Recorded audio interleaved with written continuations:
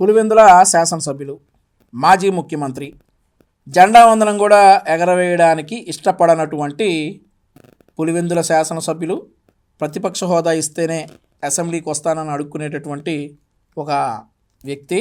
అదే మాదిరిగా మాజీ ముఖ్యమంత్రి జగన్మోహన్ రెడ్డి గారు, ఈయన అధికారంలో ఉండగా కనీసం మంత్రులకు కూడా అపాయింట్మెంట్ ఇవ్వకుండా ఆయన ఎంత బిజీగా ఉన్నారో మనందరికి కూడా తెలుసు. అధికారం పోయిన తర్వాత వార్డు మెంబర్లని కాదు కదా, కనీసం వార్డు స్థాయి, గ్రామ స్థాయి కార్యకర్తలను కూడా పిలిచి మన ప్రభుత్వం ఉంటే అట్లా చేసేవాడిని, ఇట్లా చేసేవాడిని పచ్చి అబద్ధాలు చెప్తున్నటువంటి జగన్మోహన్ రెడ్డి గారి ఈరోజు భీమవరం నుండి కొంతమంది వచ్చారట. ఆ భీమవరం వారితో మాట్లాడుతూ కూటమి ప్రభుత్వం మీద, చంద్రబాబు నాయుడు గారి మీద విమర్శలు చేస్తూ ఉన్నారు. మీ పార్టీ అంతర్గత వ్యవహారాల్లో ఈసారి మనం ఓడిపోయాం, మళ్ళీ ఎలా గెలవాలి అనేది ఆలోచించండి, కానీ మా నాయకుల మీద తప్పుడు విమర్శలు చేస్తే మేము ఎలా తిప్పి కొడతామో జగన్మోహన్ రెడ్డి గారు అన్న మాటలకి పాయింట్ టు పాయింట్ ఒకసారి మనం మాట్లాడుకుందాం. రెడీ? కార్యకర్తలకు మీ అందరికీ కూడా మనస్ఫూర్తిగా పేరు పేరున నమస్కారాలు తెలియజేసుకుంటున్నాను. కార్యకర్తలకు పేరు పేరున నమస్కారాలు గనక నువ్వు అధికారంలో ఉన్నప్పుడు తెలియజేసుకుంటే కనీసం ప్రతిపక్ష హోదా వచ్చి ఉండేది. ఆ రోజు ఏ కార్యకర్త కనపడలా నీకు. పరదాలు కట్టుకుని తిరిగావు ఎక్కడికి వెళ్ళినా కానీ. కార్యకర్తలు కలిసిన పాపాన్ని పోలా. ఈరోజు నీకు కార్యకర్తలు గుర్తొచ్చారు. వాళ్ళు కూడా ఏదో నిన్ను సర్లే మీ పార్టీ అంతర్గత వ్యవహారాలు కదా. ఈరోజు మనమంతా కూడా దాదాపుగా 2 సంవత్సరాలు చంద్రబాబు నాయుడు గారు ప్రభుత్వం వచ్చి 2 సంవత్సరాలు అయిపోవస్తా ఉంది. ఇక మరో 3 సంవత్సరాల్లో మాత్రమే మిగిలి ఉన్న పరిస్థితులు కనిపిస్తా ఉన్నాయి. ఈ 2 సంవత్సరాలలో చంద్రబాబు నాయుడు గారి వల్ల ప్రజలకు కానీ, అక్క చెల్లెమ్మలకు కానీ, మరీ ముఖ్యంగా ప్రజల్లో ఉన్న అక్క చెల్లెమ్మలకు కానీ, ప్రజల్లో భాగంగా ఉన్న రైతన్నలకు కానీ, ప్రజల్లో భాగంగా ఉన్న మరీ ముఖ్యంగా యువతకు కానీ, ఏ ఒక్క సెక్షన్ కైనా కూడా కనీసం ఒక్క మంచన్నా జరిగిందా అని చెప్పి నేను అడుగుతా ఉన్నాను ఈరోజు. ఆంధ్రప్రదేశ్ రాష్ట్రంలో నీకు, నిన్ను నమ్ముకున్నటువంటి నీ పార్టీ నాయకులకు తప్ప మిగిలిన వాళ్ళందరికీ మంచి జరిగింది. యువతకు ఉద్యోగాలు వస్తూ ఉన్నాయి, మహిళలకు భద్రత ఏర్పడింది, రైతులకి చక్కగా వారి పంట వారి వద్దే కొన్న 48 గంటల్లోనే వారి అకౌంట్లో డబ్బులు పడతా ఉన్నాయి, మహిళలకు ఉచిత బస్సు ప్రయాణం ఏర్పడింది, ఉచిత సిలిండర్లు వస్తూ ఉన్నాయి. ఆ తర్వాత విద్యార్థులకి ఎంతమంది బడికి వెళ్తే అంతమందికి తల్లికి వందనం వస్తూ ఉంది. అందరూ కూడా చాలా సుఖ సంతోషాలతో ఉన్నారు, ఒక్క నువ్వు నీ పార్టీ నాయకులు తప్ప. మీకు ఇలానే కంటిన్యూ అవుతుంది. మీకు ఇక రియలైజ్ అవ్వకపోతే మీకు సంతోషం అనేటటువంటి మాటని మీరు కనీసం టీవీలోనో లేదంటే బుక్స్లో కూడా చూడలేనటువంటి పరిస్థితి వస్తుంది. కాబట్టి ఇక రియలైజ్ అయ్యి, ఇక మీ పార్టీ రాదు అనేటటువంటి సిద్ధాంతాన్ని రియలైజ్ అయ్యి ఏదన్నా ఇప్పటికైనా కానీ కనీసం ప్రతిపక్ష హోదా వచ్చేలాగైనా పోరాడాలని చెప్పి ప్రజలందరూ అనుకుంటా ఉన్నారు. ప్రజలందరూ చాలా సంతోషంగా ఉన్నారు. ఏ ఒక్క సెషన్ కూడా సంతోషంగా లేరని అన్నావు కదా, అందరూ సంతోషంగా ఉన్నారు, ఒక్క నువ్వు తప్ప. వృద్ధులు సంతోషంగా ఉన్నారు, 4,000 రూపాయల పెన్షన్ సింగిల్ స్ట్రోక్ తోటి అందుకుంటా ఉన్నారు. యువతకి 20 లక్షల ఉద్యోగాలు హామీగా ఉపాధి కల్పించేటటువంటి భాగంలో రకరకాల కంపెనీలు, నువ్వు తరిమేసినటువంటి కంపెనీలు కూడా వెనక్కి వస్తున్నటువంటి పరిస్థితి. మహిళలు చాలా సంతోషంగా ఉన్నారు, రైతులు సంతోషంగా ఉన్నారు, చిన్నపిల్లలు చాలా హ్యాపీగా స్కూల్కి వెళ్తూ ఉన్నారు. వాళ్ళందరి గురించి నువ్వేం వర్రీ అవ్వద్దు, నీ బాధ నువ్వు పడు, నీ నాయకుల బాధని నీ నాయకులను ఓదార్చు. అర్థమవుతుందా? అందరూ చాలా సంతోషంగా ఉన్నారు, ఒక్క జగన్మోహన్ రెడ్డి తప్ప.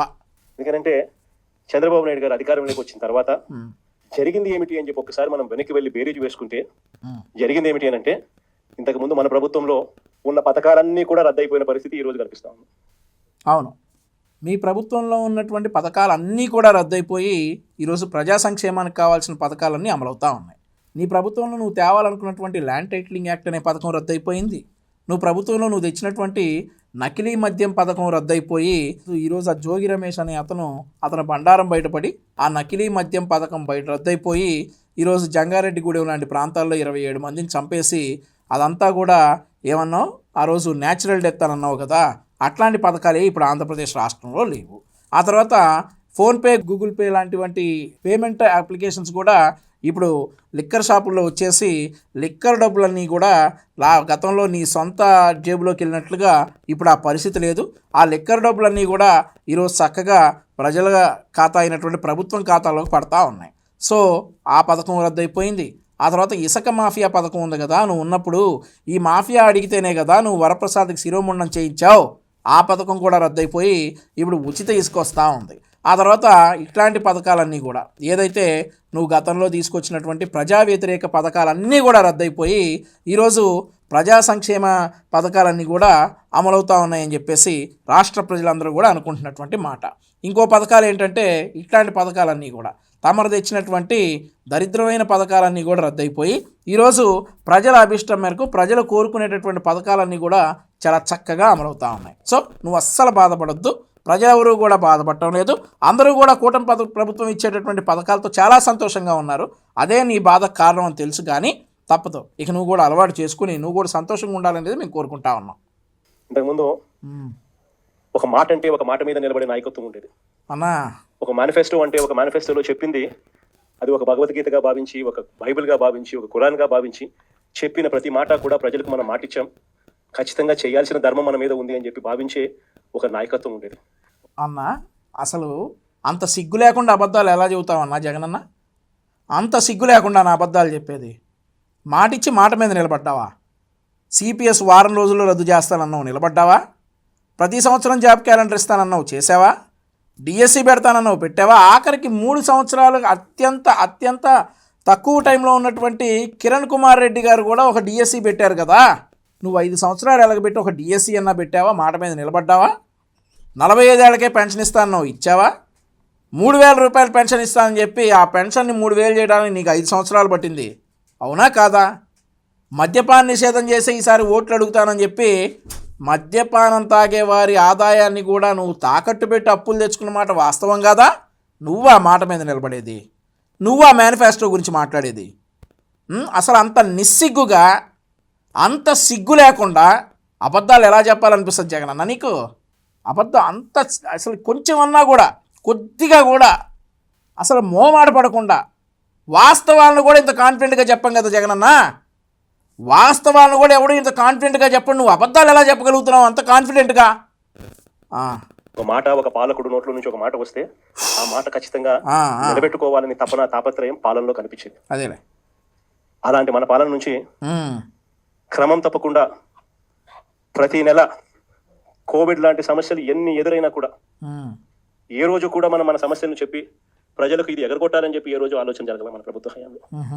ప్రతి హామీని కూడా ప్రభుత్వంగా మనకున్న సమస్యల కన్నా కూడా ప్రజలకు చేయాల్సిన మంచి ఇంకా చాలా అవసరము, వాళ్ళకున్న సమస్యలు ప్రభుత్వం సమస్యల కన్నా చాలా ఇంకా ఎక్కువగా సమస్యలు పడేది వాళ్ళే అని చెప్పి భావించి ఎన్ని సమస్యలు ఉన్నా కూడా ముఖాన ఏ రోజు కూడా చిరునవ్వే తప్ప ఏ రోజు కూడా ఇది చెయ్యలేము అన్న మాట నోట్లో నుంచి ఏ రోజు రానిలేదు. చిక్కటి చిరునవ్వుతోనే ఎన్ని సమస్యలున్నా కూడా ప్రజలకు చెప్పిన ప్రతి మాట కూడా చేయగలిగాము అని చెప్పి కూడా ఈ రోజు కూడా సగర్వంగా తలెత్తుకుని చెప్పుకునే ప్రభుత్వం మనది. చప్పట్లా కాదురా, ఇప్పుడు చెవటానికి ఆయనకు సిగ్గులేదనుకో, చప్పట్లు కొట్టడానికి మీకు ఉండొద్దు. ఒక్కటన్నా నిజం చెప్పాడా? ఇప్పటికీ నాకు తెలిసి ఒక 10 నిమిషాలు మాట్లాడినట్టున్నాడు. ఒక్క నిజమన్నా చెప్పాడా? ఆయనకి ఎటూ లేదు. 11 తెచ్చారు మీరు అట్లా చప్పట్లు, మాట్లాడిన ప్రతి మాటకి ఇట్లాడే చప్పట్లు కొట్టి 11 తెచ్చారు. ఈరోజు ఇంకా అదే అబద్ధాలు చెప్తా ఉంటే వామ్మో ఈ అబద్ధాల వల్లేనన్నా మనం 11కి వచ్చాము, దయచేసి నిజాలు మాట్లాడాలని అనొద్దు. పార్టీ శ్రేయస్ కోరుకునే వాళ్ళు అయితే మీరు సరే, మీ పార్టీ ఇంటర్నల్ విషయాలే, కానీ నాకు అనవసరం చెబుతున్నా, నాకు అనిపించింది. ఇప్పుడు ఈ అబద్ధాలు చెప్పే కదా వచ్చే వై నాట్ 175 అన్నారు ప్రతి బహిరంగ సభలో. ఈ అబద్ధాలు వినే కదా జనం 11 ఇచ్చింది, మీరు కాదులే. ఇంకా అదే అబద్ధాలు చెబుతూ ఉంటే చప్పట్లు కొడుతున్నారంటే మీరు పార్టీకి మేలు చేస్తున్నట్ట, నష్టం చేస్తున్నట్ట? అయినా మీ పార్టీ అంతర్గత వ్యవహారం నాకు అనవసరం అనుకో. ఈయన చెక్కటి చిరునవ్వు అని చెబుతా, ఈ చెక్కటి చిరునవ్వే కొంప ముంచిందని చెప్పాలి కదా మీరు అక్కడ ఉన్నవాళ్ళు. ఆ చెక్కటి చిరునవ్వే కదా కొంప ముంచింది. అరే సావుకు పోయినా చెక్కటి చిరునవ్వు నవ్వుతాడు, ఎవరన్నా ఆపదలో ఉన్నా ఆదుకోండిరా నాయన అన్నా కానీ చెక్కటి చిరునవ్వు నవ్వుతాడు. ఆ చెక్కటి చిరునవ్వే కదా ఇక్కడ దాకా తీసుకొచ్చింది. అది చెప్పకుండా చప్పట్లు కొడితే మీరు పార్టీ శ్రేయస్ కోరుకున్నోళ్ళ లేదంటే నష్టం కోరుకున్నోళ్ళ? అయినా మీ పార్టీ అంతర్గత వ్యవహారాలు నాకు అనవసరం. కానీ నెక్స్ట్